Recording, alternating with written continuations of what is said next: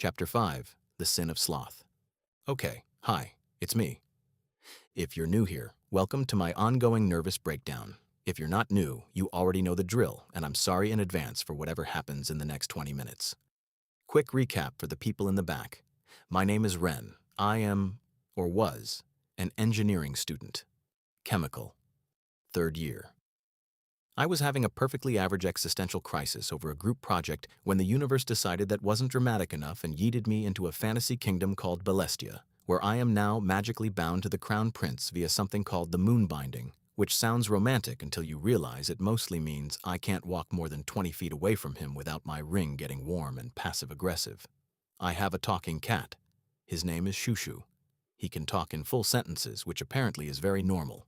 I have met a queen who ships me harder than my own mother ever shipped anything in her life.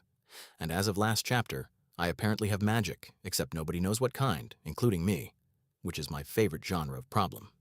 Okay? Chapter 5. Let's go. Bolo knocked on my door at 6:45 in the morning. It was still dark. I want that on the record. Dark. The sun had not agreed to this. Master Ren, His Highness requests your presence in the garden. His Highness can request it again in 2 hours. His Highness said you would say that. He also said to inform you that breakfast would be delayed until after the assessment. I was out of bed before my brain caught up with my feet. Shushu watched this from the windowsill with the expression of something that had been around for several hundred years and was no longer surprised by anything, especially me. Betrayed, I told him. By my own stomach. Document it. That's not documentation. The palace garden, it turned out, was the kind of place that would have made me emotional about architecture if I weren't actively emotional about being awake.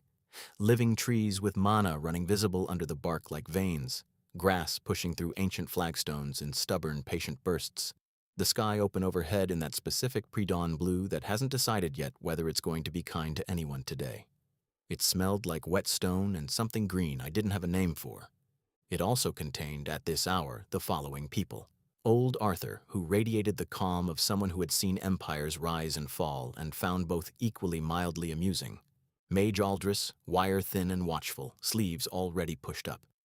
Lucas, standing with his arms crossed like the concept of discomfort, simply did not apply to him personally. And Bass, who was trying to look like he wasn't there, which, for a tall, structurally devastating man with shadow magic, was a stretch. Right, I said. What fresh horror. Old Arthur smiled at me the way you smile at a small animal. Stand in the center, please. I stood in the center. Old Arthur raised one hand and the air around me lit up. Gold sigils, angular, precise, genuinely beautiful in the kind of way that made me briefly forgive him for the 6:45 thing, rotated around me in slow, concentric rings. They rose, they fell, they held. I felt absolutely nothing. Old Arthur's smile faded, not in disappointment but in interest. He lowered his hand. The sigils hung for one more rotation, then dissolved. Nothing? Aldris asked. Not nothing, Old Arthur said. Something that doesn't know what it is yet. Cool, I said. Love that for me. Aldris stepped closer, eyes narrowed in the clinical way of someone mentally flipping through a textbook that didn't quite have the chapter he needed. How do you feel right now? Like I'm late for something, which is my default. Anything unusual, warmth, pressure, a sense of being watched from the inside. Aldris, respectfully, I have been being watched from the inside since I was summoned. That's just Tuesday. He glanced at Old Arthur. It's not being suppressed, it's dormant, or waiting. Waiting for what? Neither of them answered. I looked at Lucas, who was watching me with the contained stillness of someone who already had an opinion and was choosing, for reasons I did not trust, not to share it. He noticed me noticing. His expression did not change. Rude. Perhaps, Lucas said finally, a combat assessment would clarify things. Absolutely not. Ren, I am an engineering student. Do you know what my peak physical performance looks like? It looks like carrying a backpack up 4 flights of stairs and needing to sit down at the top. That is the ceiling. That is the whole building. I don't have a fight in me. I have a laptop. Aldris, smoothly, with the air of a man redirecting a meeting.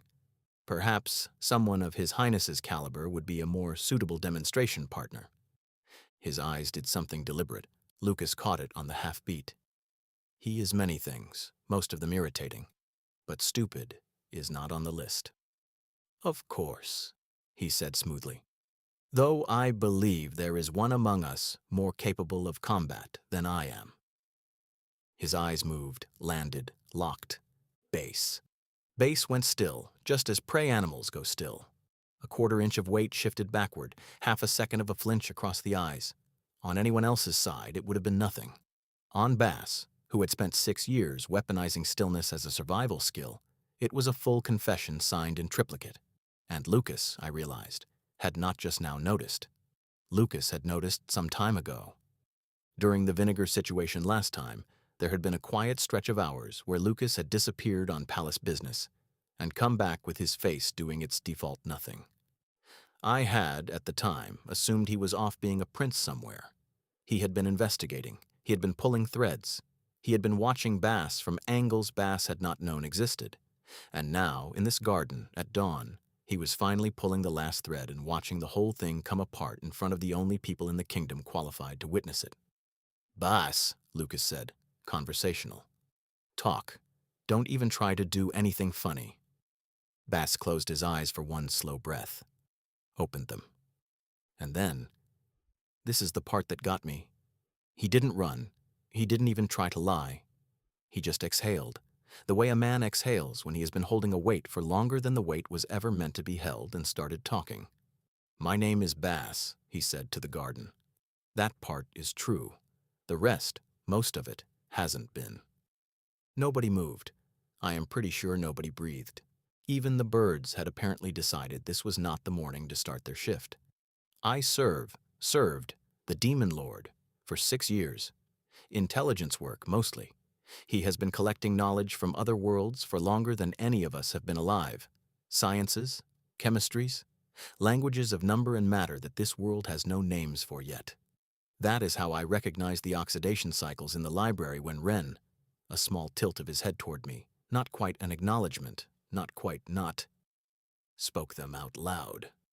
I had seen them before, in reports, in diagrams that weren't drawn by anyone from here. How many other worlds, I heard myself say. Enough, Bass said, that the knowledge became useful. Continue, Lucas said. I was sent to Balestia to observe Prince Lucas, to study the court, to file reports.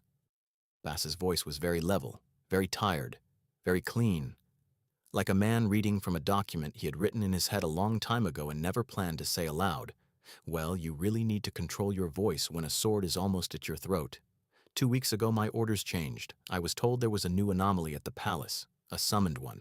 I was ordered to identify it, and then I was ordered to eliminate it. The garden went very still in a new way.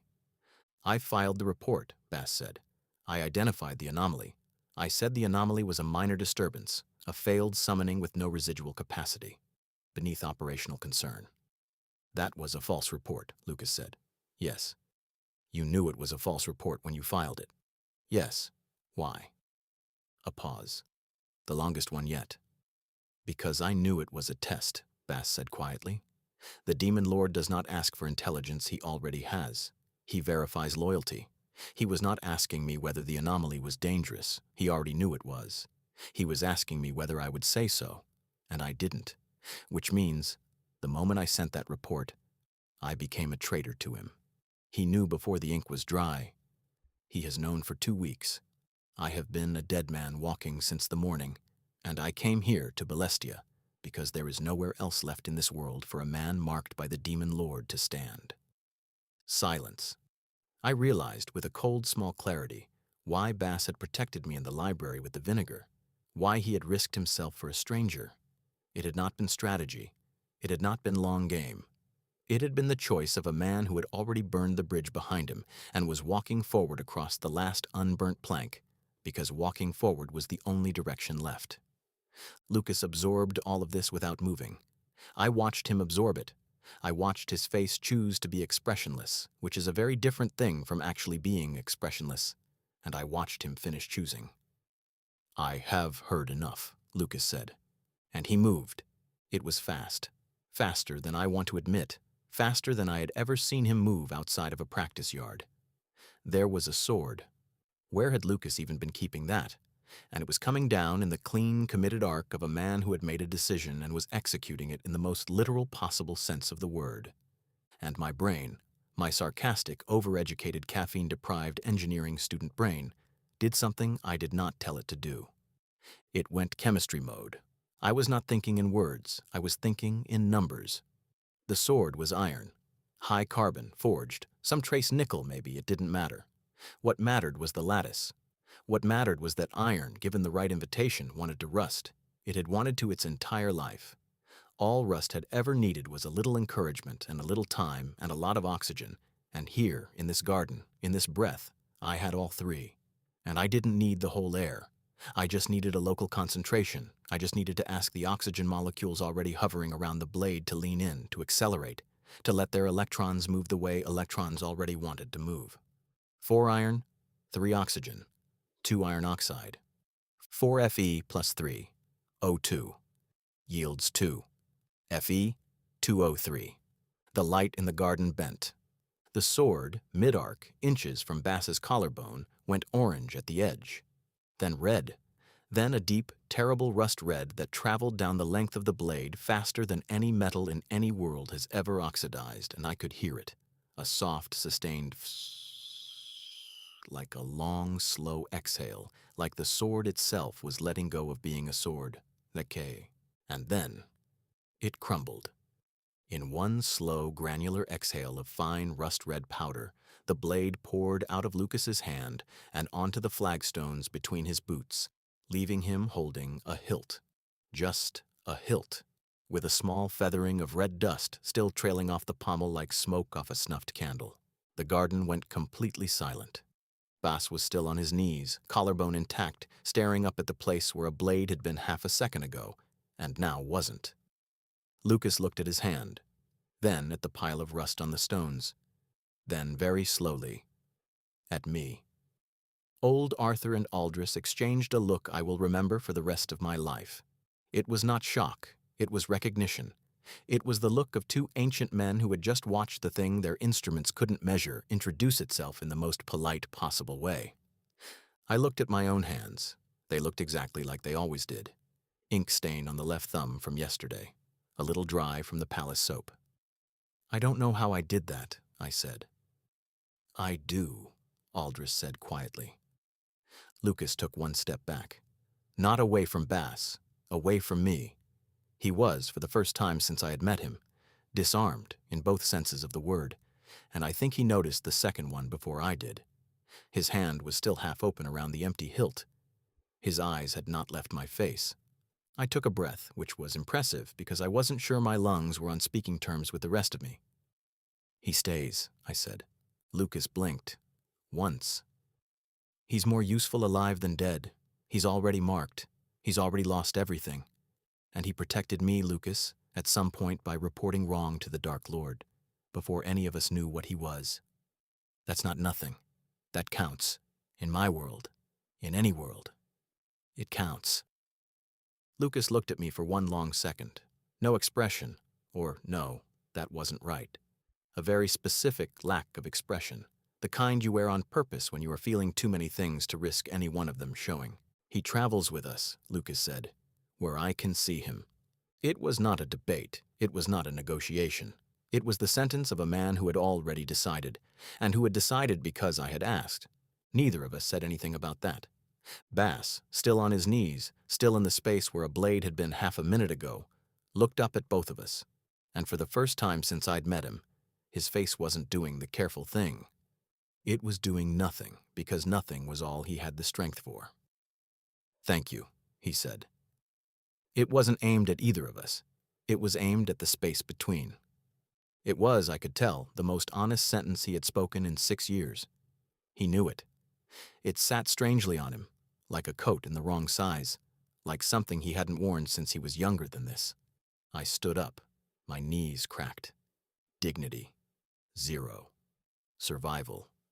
Ongoing.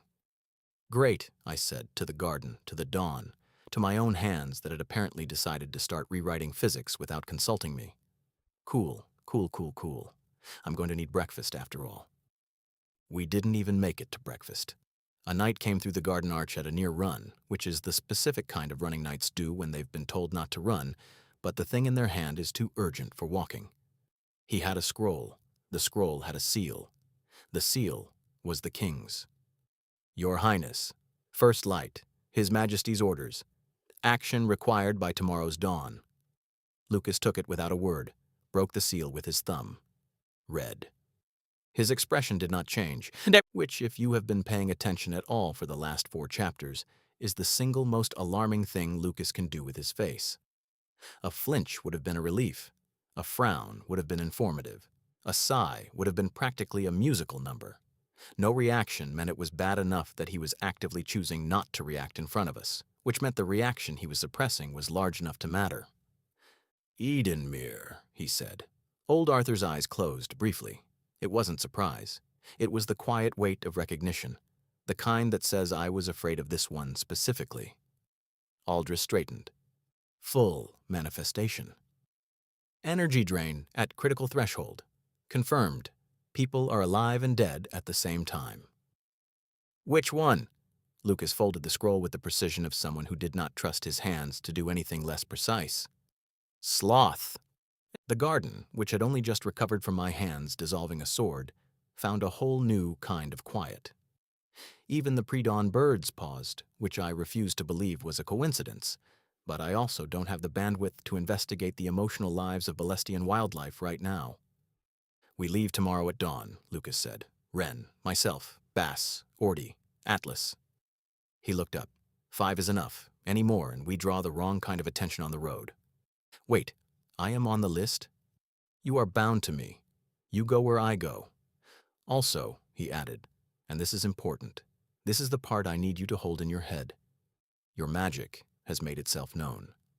I would prefer it be somewhere I can see it. That's flattering in a very threatening way, thanks. He did not dignify that.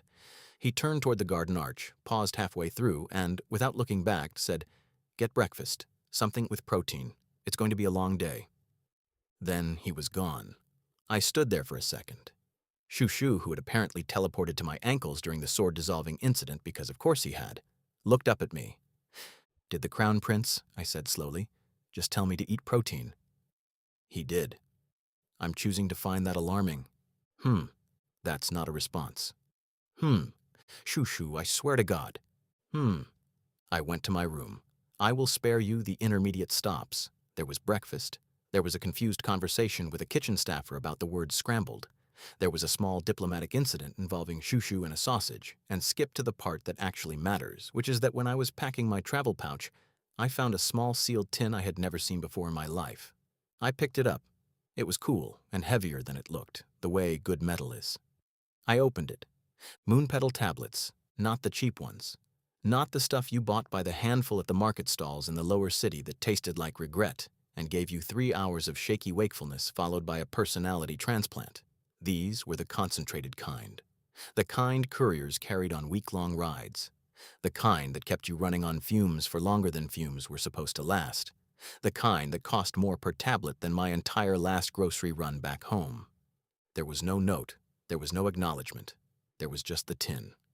In my bag, where it had definitely not been an hour ago. I looked up. Through the window, the palace courtyard was just starting to wake, and at the far gate, half lit in that same pre-dawn blue that had refused to be kind to me earlier, stood Lucas, facing south, not moving, not looking back. I opened my mouth. I closed my mouth. I closed the tin. I closed the pouch. But I feel a faint warmth in my ring. I looked at him for 1 second longer than I meant to. Not 2, not 3, just 1. But 1 was enough to be a whole sentence if anyone had been there to read it. He didn't turn around. He didn't acknowledge it.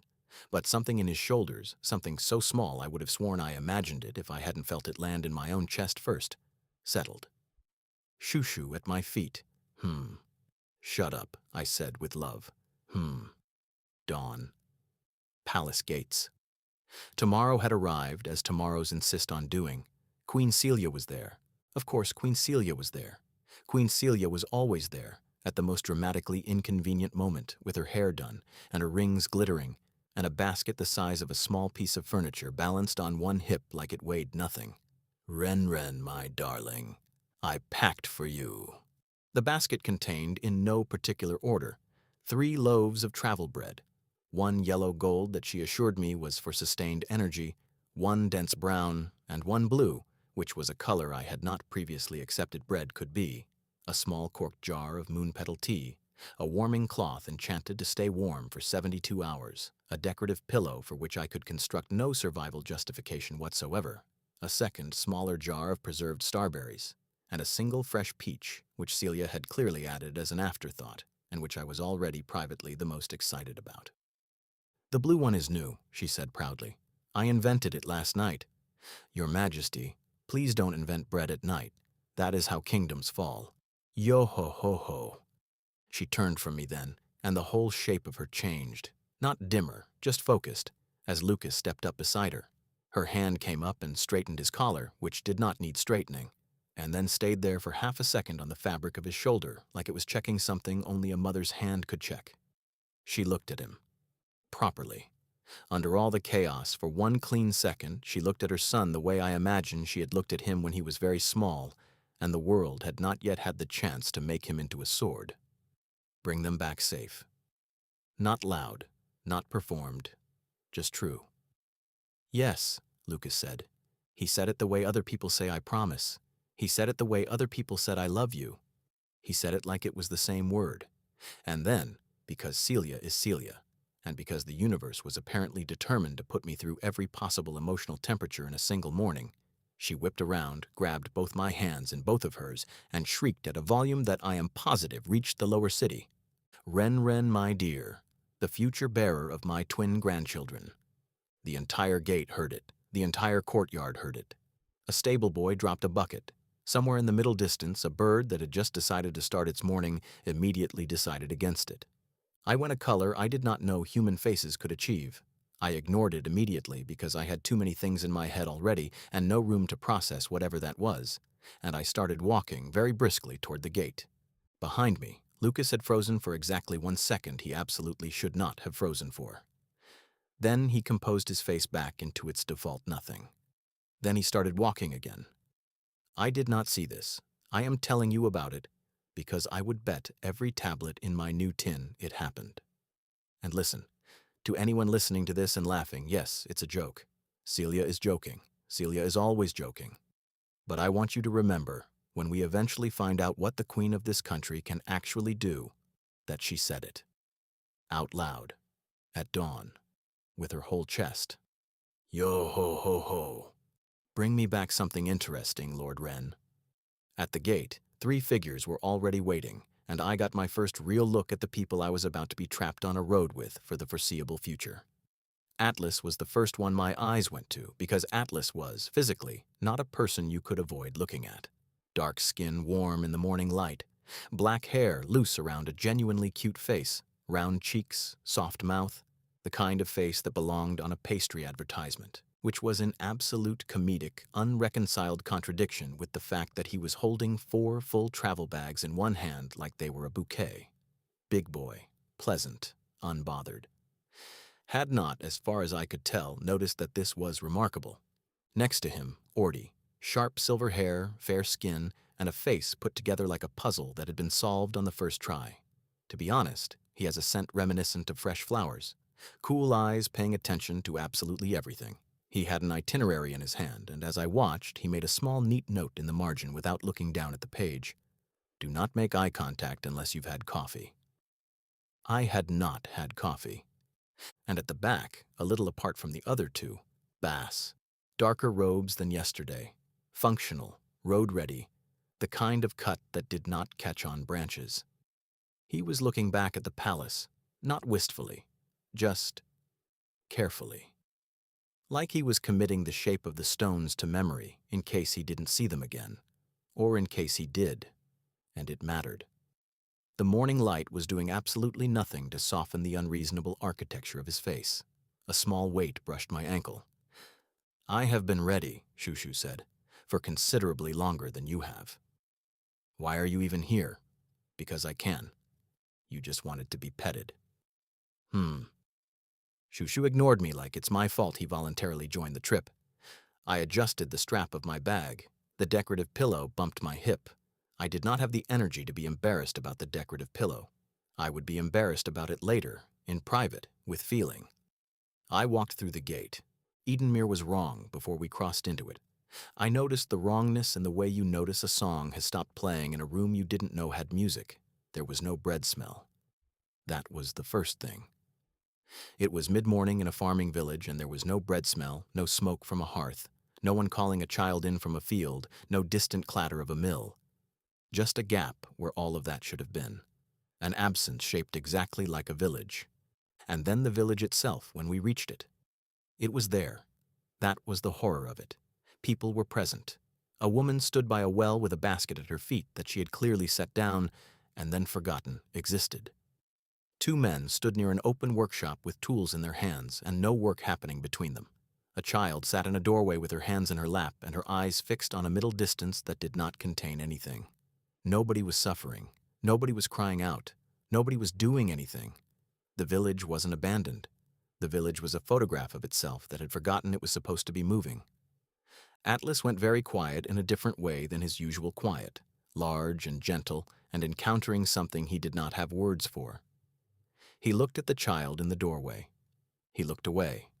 Ordy's hands moved through a rapid professional assessment I could feel more than see. He folded his itinerary in half and put it inside his coat without comment, which for Ordy was the equivalent of another man breaking into a run.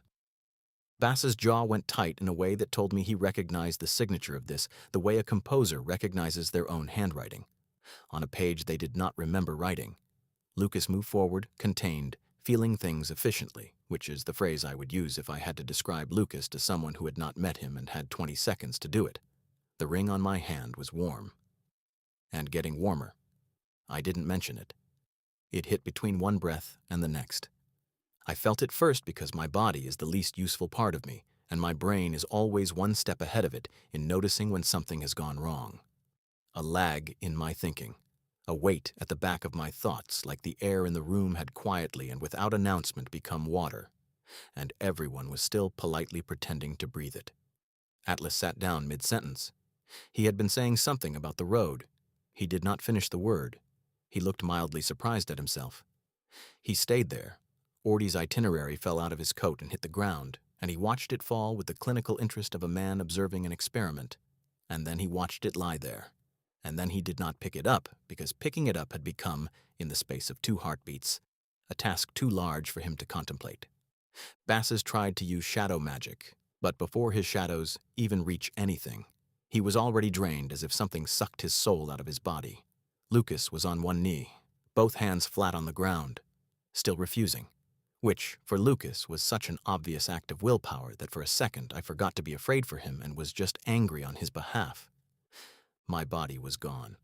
I knew that calmly, the way you know a limb has fallen asleep. But my brain, my sarcastic, overeducated, chemically inclined, completely useless engineering student brain, was still running at full clip, and I have never in my life been more bitter about how little good that did me. And then the air in front of us bent. He was a child. That was the first thing, and it was worse than anything else would have been. Sloth was a child, small, floating about 3 feet off the ground, lazily, with the specific slow drift of something for whom gravity was not a law but a suggestion it had decided to ignore this morning. His eyes were half closed, his hair hung in his face. He looked more than anything else in the world like he had been woken up against his will and was deeply unimpressed about it. Rest. His voice was slow and soft and floating like the rest of him. You've been fighting so long. Just rest. It's allowed. That was the horror of it. It wasn't wrong. It was the most reasonable thing anyone had said to us in weeks. It was the thing your body had been begging you to hear for so long you'd forgotten what the words sounded like. And he was offering it like a blanket, like mercy, like a nap. And underneath the softness he was OP. I could feel it the way you feel the depth of water without touching the bottom. He could have ended every one of us without opening his eyes the rest of the way. He just didn't care to. He was fighting us with maybe 20% of whatever he actually was, because summoning the other 80 would have required being awake, and being awake was a lot to ask. Lucas was going down. I saw it happen in slow motion, and I could not do anything about it because I was currently a brain in a jar, and the jar had run out of legs.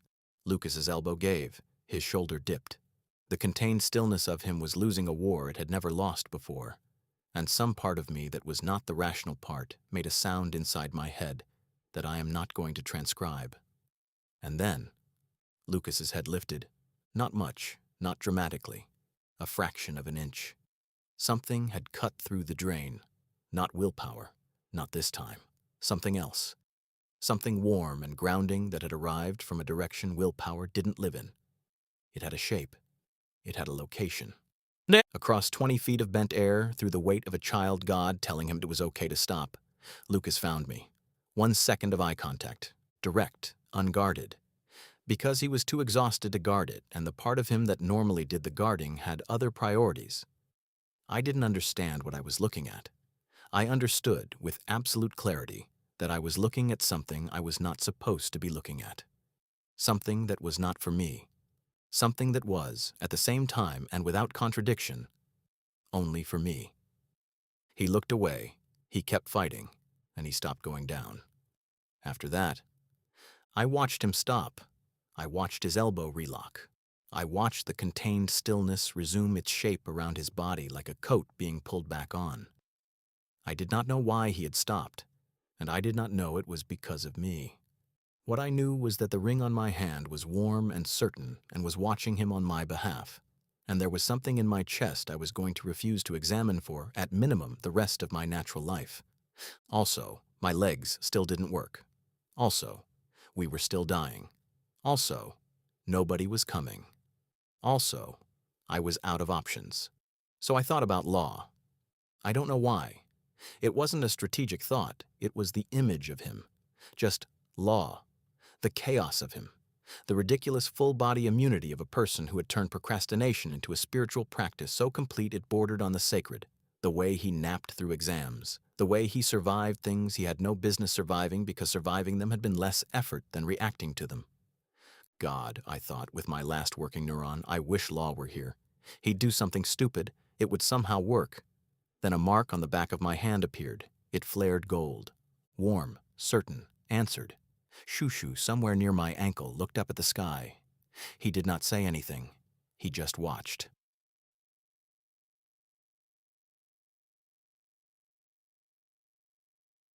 The scream came from directly overhead, and it was getting closer. Boom. The impact crater opened in the dirt road 6 feet from where Lucas was kneeling. Dust went everywhere. A crack ran from the crater's edge halfway across the village square like the ground itself had been mildly inconvenienced.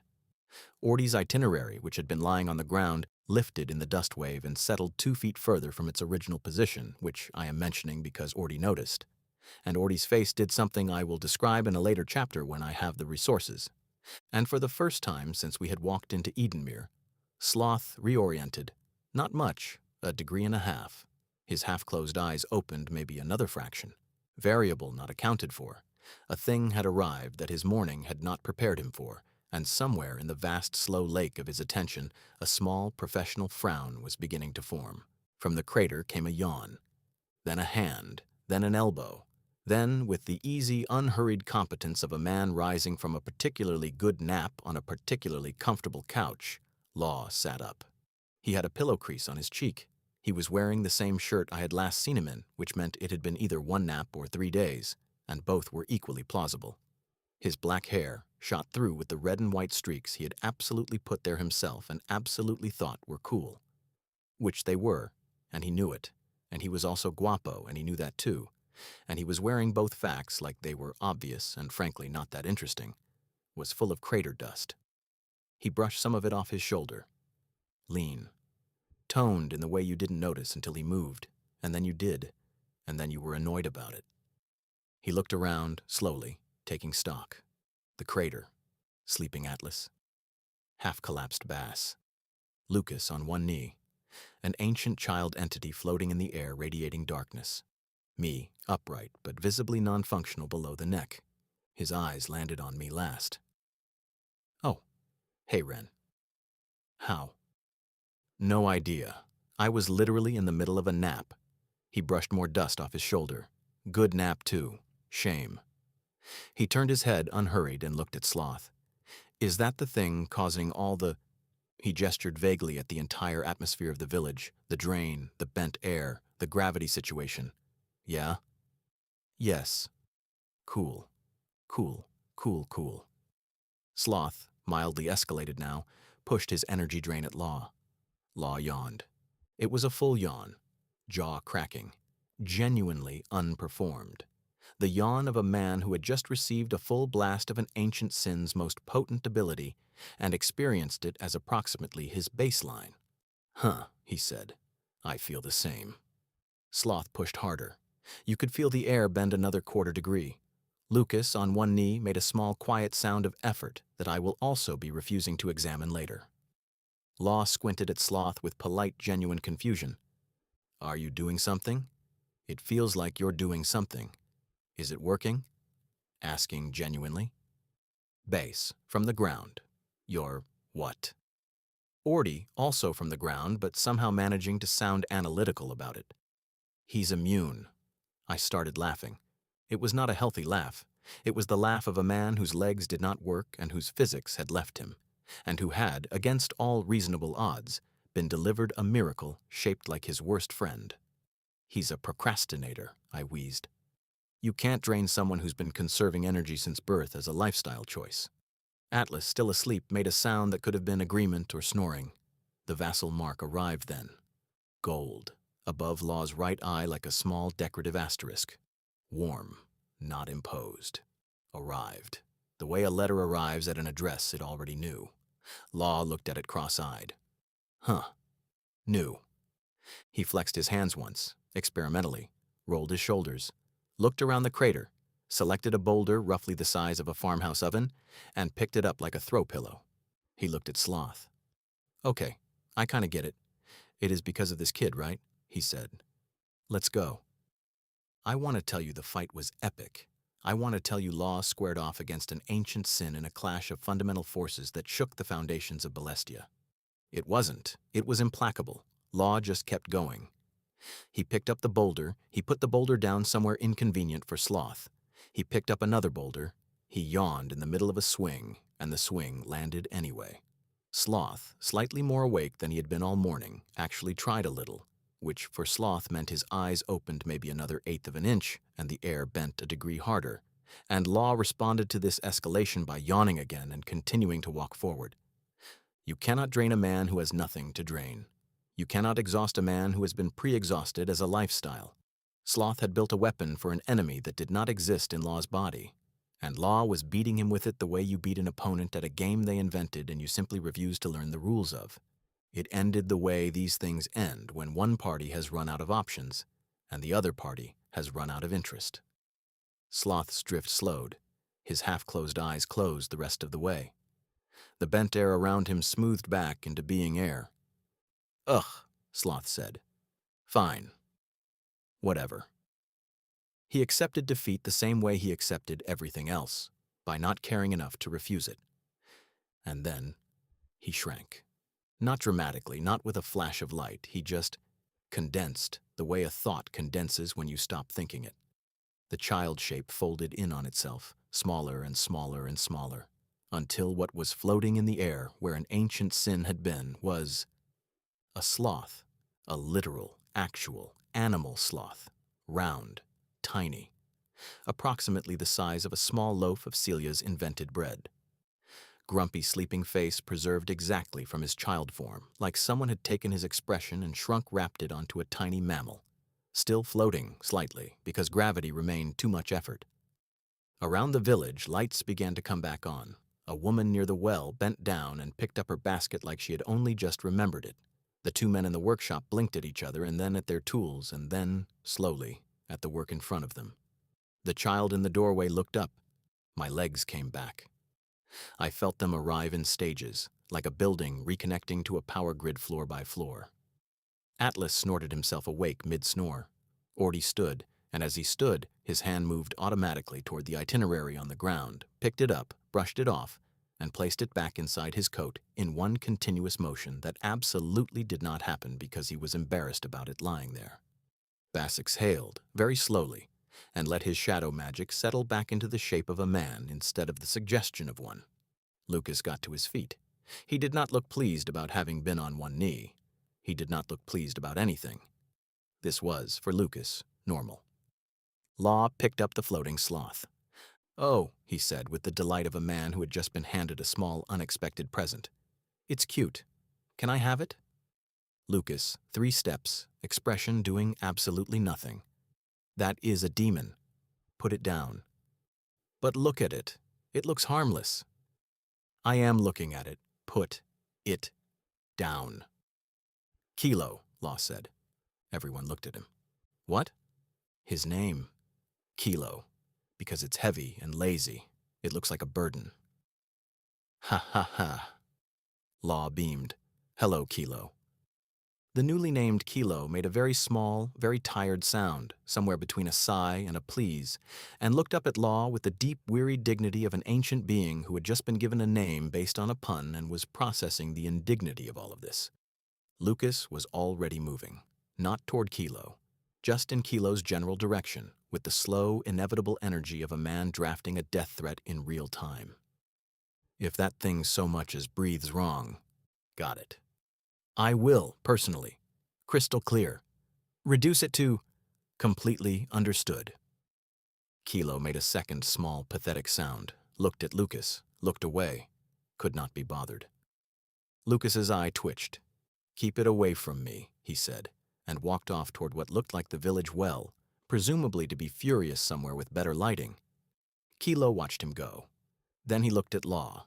Then he made a third sound, smaller than the first 2, which I could only translate as resigned acceptance, and let Law tuck him gently against the front of his shirt. It was, all things considered, warm there. The floating stopped. For the first time since he had appeared above the village square, Kilo was fully still. The village kept recovering around us in slow, careful pieces. A door opened. A child laughed somewhere.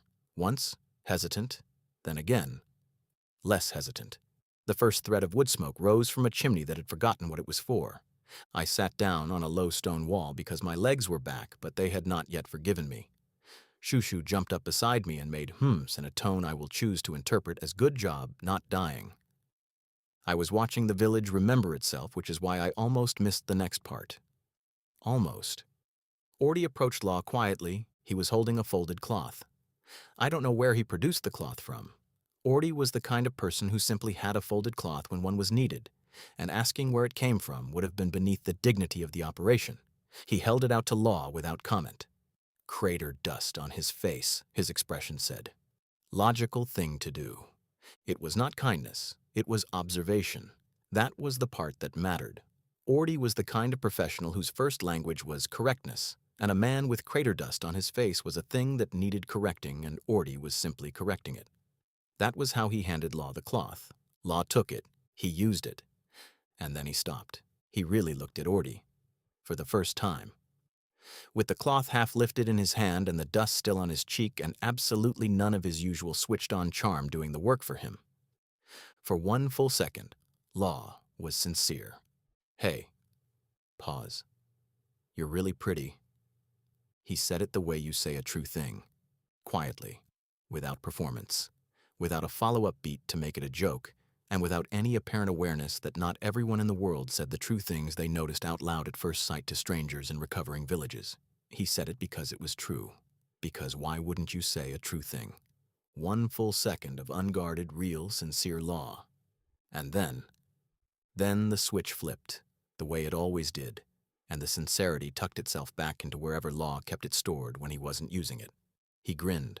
The grin was easy and casual, and meant absolutely none of what the previous sentence had meant. "I'm Law. I don't care." "Good start. What's your name?" "Orty. Is that your real name?" A pause. Orty's composure was, at this exact moment, doing its absolute level best. I have rarely had so much respect for someone's composure in real time. "No." "Cool. I'll figure it out." Law turned, walked away. Kilo was already dozing on his shoulder, floating slightly again now that Law was moving. Orty did not move. For approximately 3 breaths, he did not move.